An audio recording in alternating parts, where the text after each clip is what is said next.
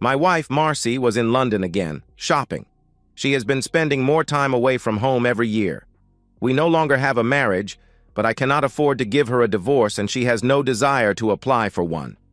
In the last 5 years, my software company has taken off. For over 10 years, I was struggling just to keep our head above water, and then the hardware technology caught up with my software package and things went sky high. 3 of the big companies had expressed interest, and I was just waiting for the right one to grab it. The actual value now was well over 10 million, mostly in stock, which I held. About 8 years ago, Marcy was working for a legal firm in Reading. The paycheck was a big help at the time.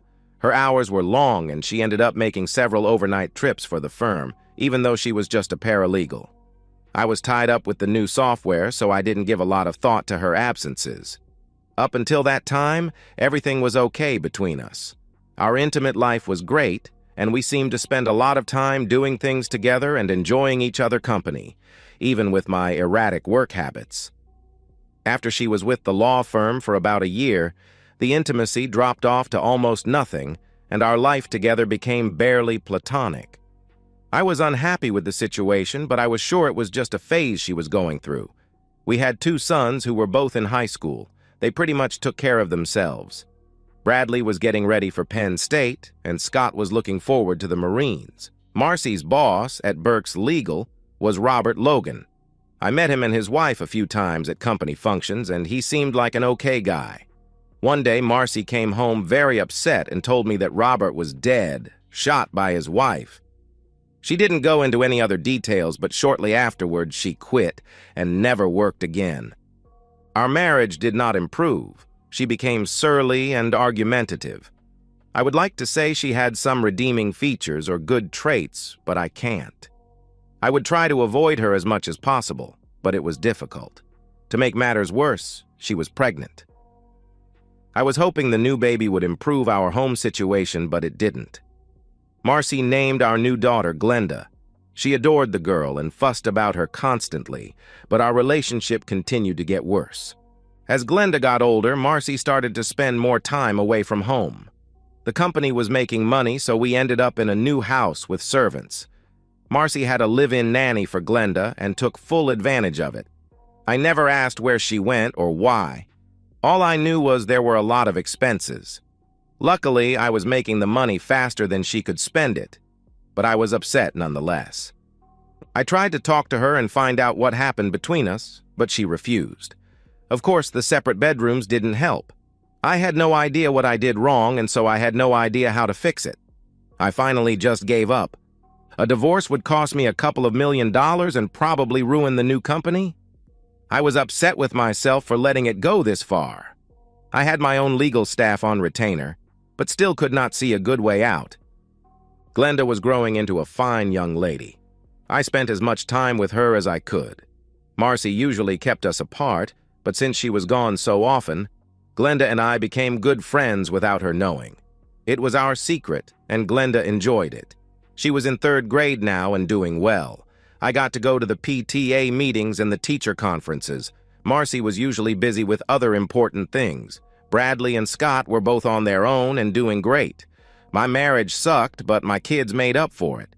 Then one day I got lucky. Janet Logan was sitting in my office waiting for me.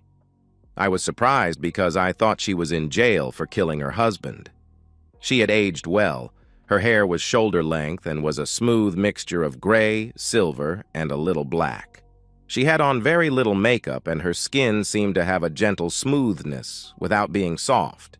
Her eyebrows were natural and fit her face perfectly. She appeared to be hard and feminine at the same time. "Janet, this is a surprise, to say the least. You look good." "Thanks, Grady. I wasn't sure you would remember me. It's been 8 years, and I was certain I would be a forgotten person by now." "Would you like some coffee?" "Black would be great," she replied. "Janet, I am in a very embarrassing spot here. I am, of course, aware of your situation and don't want to say anything to upset you. If I say or do anything that might be inappropriate, please feel free to correct me."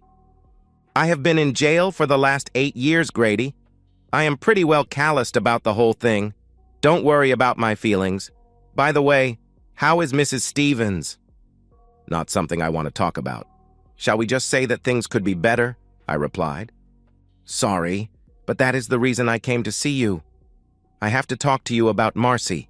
I am not being vindictive or revengeful, but there are some things that I feel need closure. I placed the cup of coffee in front of her, but sat in the chair aside from my desk rather than behind it. I wanted to hear what she had to say, and I wanted her to feel comfortable while she was doing it. I hit the intercom button and instructed my secretary not to interrupt us. Grady, did you follow the trial at all? No.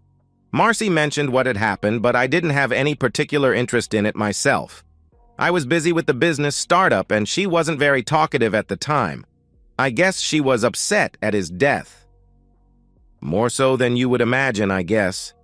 It appears that you have no clue about what was going on, so a lot of this will come as a shock to you. You said you didn't want to get me upset. Well, I feel the same way. I am going to explain things to you that are not pleasant to hear.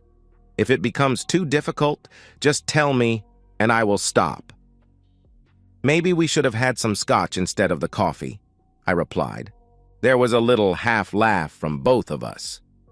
On the day that I shot Robert, he was planning on leaving me and running away with Marcy. Robert had stopped by the house just long enough to present me with divorce papers. Your wife was waiting in the car. They were going to come see you after they finished with me. I had been aware of their affair for some time and had documentation and a few pictures. The fact that he was asking for a divorce didn't bother me because I was planning the same thing. Janet, I had no idea. I was living in my own little world at the time. I guess it was my fault in a way that the whole thing happened. I am sorry that my poor performance as a husband contributed to your marital problems, I replied. There was more, Grady. Robert had always wanted a family, and we were never able to have children. He was constantly complaining about my shortcomings as a wife and blamed the entire thing on me. When he handed me the divorce papers, he told me that Marcy was pregnant with his child and that she was going to provide him with the family he always wanted. I turned and started to walk away from him, but he continued to insult me and call me all sorts of demeaning names. It was not enough that he was leaving and divorcing me, he insisted on making me feel as if I was less than a person.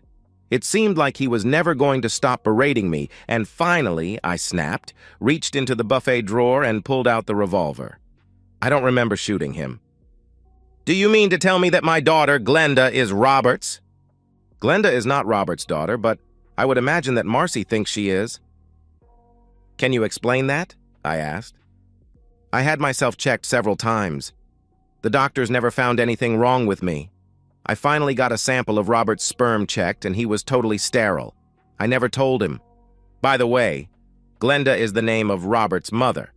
I assume that was the name they agreed on when Marcy found out she was pregnant. Marcy picked out the name, but I had no idea where she had gotten it from. I think you are right, though. She believes that Glenda is Robert's child. Knowing that explains a lot of things. Would you like some more coffee? No, but I have some more things to discuss. Are you sure you have the time? We are fine. Don't worry about a thing. That's the nice thing about being the boss. When I went to prison, all of the things in the house went into storage. Robert's briefcase was included. I was going through it last week and found this. Janet handed me the original divorce papers that Marcy was going to give to me the day that Robert got shot. The papers were signed, dated, and notarized. Robert and Marcy worked for a law firm, so the terms of the divorce were very precisely spelled out. Is this still good? I asked. Janet laughed. I have no idea. I'm not a lawyer. Check out paragraph 7. She is giving me complete custody of all children. Wow, this would really piss her off if she found out I could get Glenda. Of course, the boys are long gone, but if I got custody of her little angel, she would go bonkers. Can I have this so my legal people can look it over? It's yours, Grady. It has no value to me. I wish you well with it. Here are some more things you might or might not be interested in. Janet handed me 2 manila envelopes. The pictures that my detective took are in the small envelope. They are very sexual in nature. I have no use for them, but maybe they will be of value to you. The large envelope contains the investigation results that my private investigator gave me and some other interesting papers. You can look them over and decide what is important to you." "Thank you. I really don't want to look at them, but I will give them to the lawyer with the papers." We both sat and looked at each other for a few moments. She was a very impressive woman, and I was glad she came to see me. "I better go and let you get back to work. Thanks for seeing me. I feel better getting these loose ends wrapped up. By the way, you don't have any job openings for an ex-con, do you?" Seymour Schlamp, my personal and favorite lawyer, was all excited about the 8-year-old divorce papers with no expiration date. He was like a kid in a candy store and could not wait to get started. Marcy had not asked for percentages of anything but for hard figures. She wanted $14,000 from the checking and savings accounts. That was about half of the total 8 years ago, but next to nothing today. All the other items were similar. There was only one gotcha. She wanted the 1995 Volvo station wagon that she had at the time.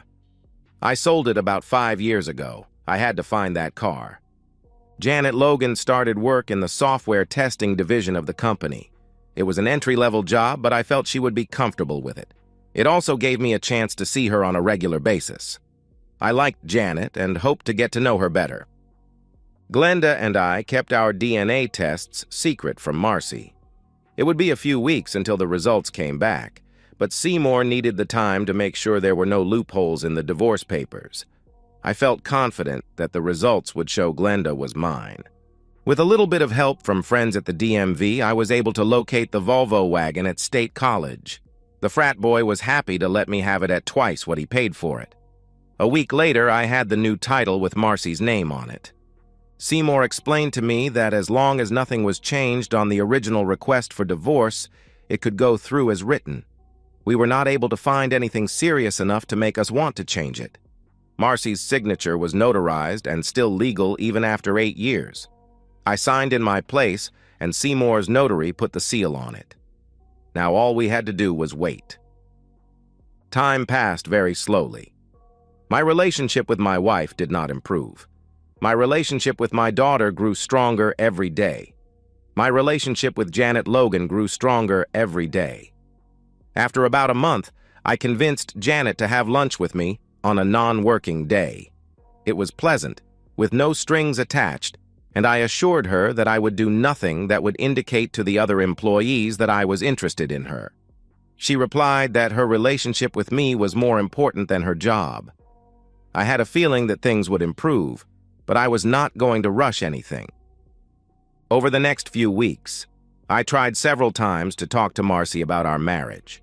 She refused to open any discussions or even respond to questions. I did not tell her that her petition for divorce from me was being processed, and in a short time she would be notified that it was final. It was the middle of the week and the middle of the day when my loving wife, Marcy, came storming into the office. "What the hell is this?" she demanded as she threw some official-looking papers on my desk. "I am not sure, but I believe the divorce request that you made 8 years ago has just been finalized." "You son of a blip! You can't do that. Everything has changed since then, and if you think I am going to let you get away with this crap, you are crazy." "What has changed, dear? Just because your lover died doesn't mean we could not proceed with the divorce. I agreed to all of your terms, so you have no grounds to protest. I suggest you get a lawyer if you want to contest the divorce, and in the meantime, I would like you to get all your things out of my house, which you gave to me.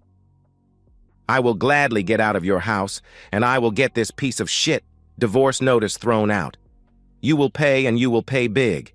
Glenda and I will be gone this afternoon, and I will send somebody for my stuff tomorrow." "Sorry, dear, but if you read paragraph 7, you will notice that you gave full custody of Glenda to me. Until you get it resolved, she is mine. If you try and take Glenda without my permission, I will have you arrested. I promise." By this time, Marcy was boiling mad. All of her words were not spoken, but screamed. Her neck muscles were tense, and the veins in her forehead were popping. Her lips quivered every time she talked. For the next minute, I didn't hear what she was saying. I just stood there stunned by her rampage. Finally, she grabbed the papers and stormed out. The peace and quiet was wonderful. I sat fully relaxed and relieved as my secretary brought me a cup of coffee. She didn't say anything, just smiled.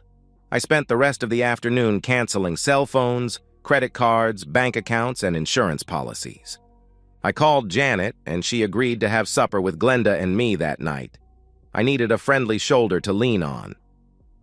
Glenda and Janet spent most of the night talking to each other. Things didn't work out as I had planned. Seymour called me a few days later. Marcy had retained legal counsel, and a meeting was set up to settle and resolve the problems with the divorce. A family judge was going to sit in on the proceedings and act as arbitrator. Seymour indicated that Marcy's lawyer did not seem to have much confidence in getting the divorce decree thrown out, but seemed more interested in getting me to relinquish custody of Glenda as an addendum. I agreed to compromise, but not concede. The meeting started off slow and consisted mainly of reviewing each of the demands that Marcy had made in the divorce request.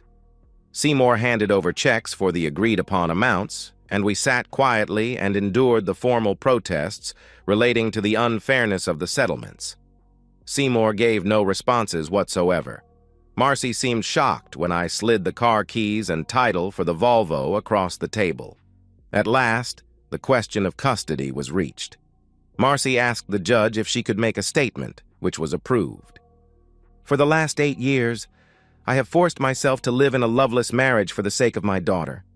I loved Robert Logan with all my heart, and I was proud to give him the child that his wife was unable to.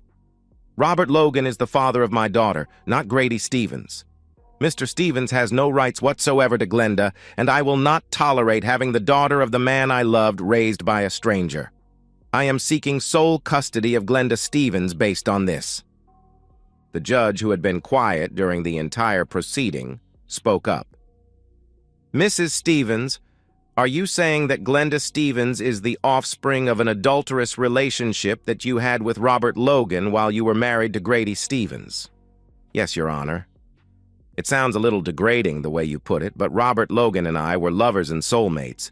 We never felt like we were doing anything as dirty as adultery. We were planning on starting our own life together when his tragedy occurred. Glenda is the proof of our love, and I don't want Mr. Stevens having contact with her in any fashion.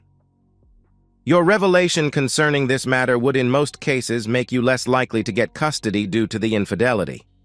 If what you say is true, however, we might possibly have to reconsider. The judge looked over to Seymour. Do you have anything to offer?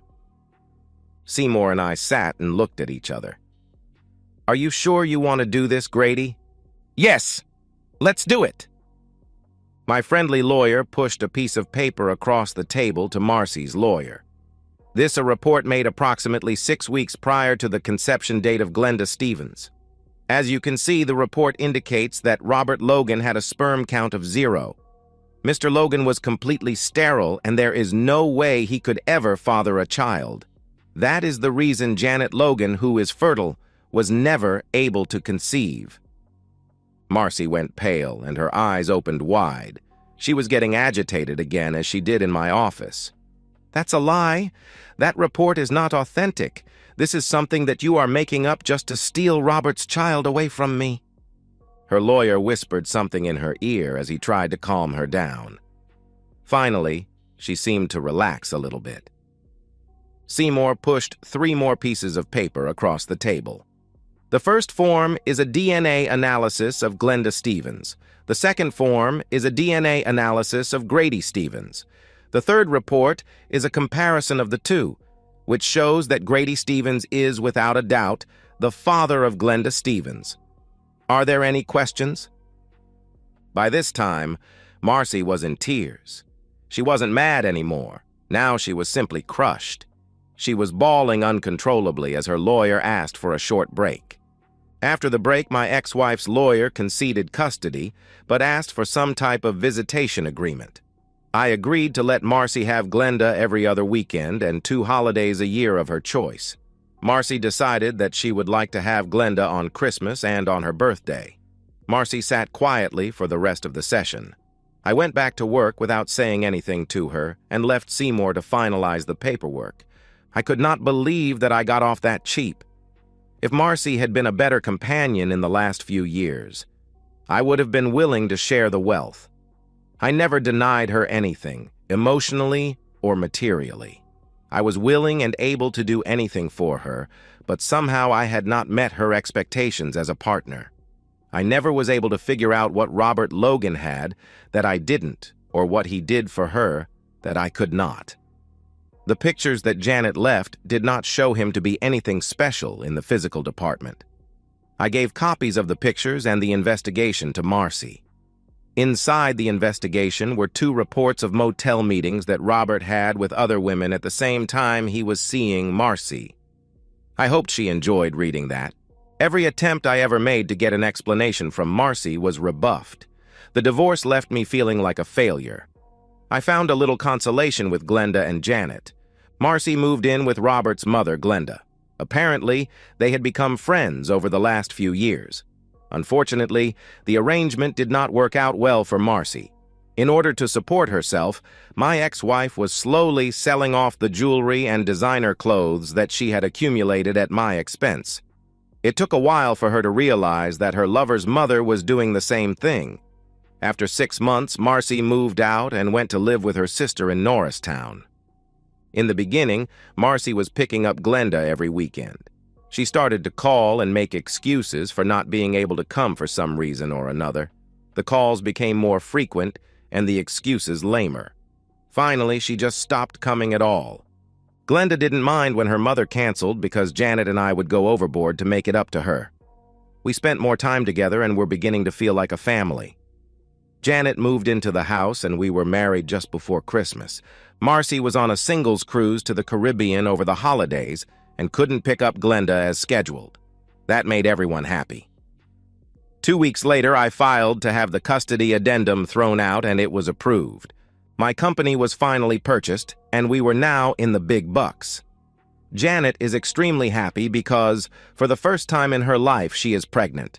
We will be on Social Security before the baby finishes high school, but it will all be worth it. Life is good at last. And so, we've reached the end of today's story. Was it what you expected, or did it take a twist you didn't see coming? I'm curious to hear your thoughts. Share them in the comments below, and let's get a conversation going. If this story kept you hooked, make sure to hit that like button. And if you're new here or just haven't subscribed yet, now's the perfect time to join our community. I bring you fresh, captivating stories every day, so click that subscribe button and turn on notifications so you never miss out. Thanks for watching, and I'll see you in the next one.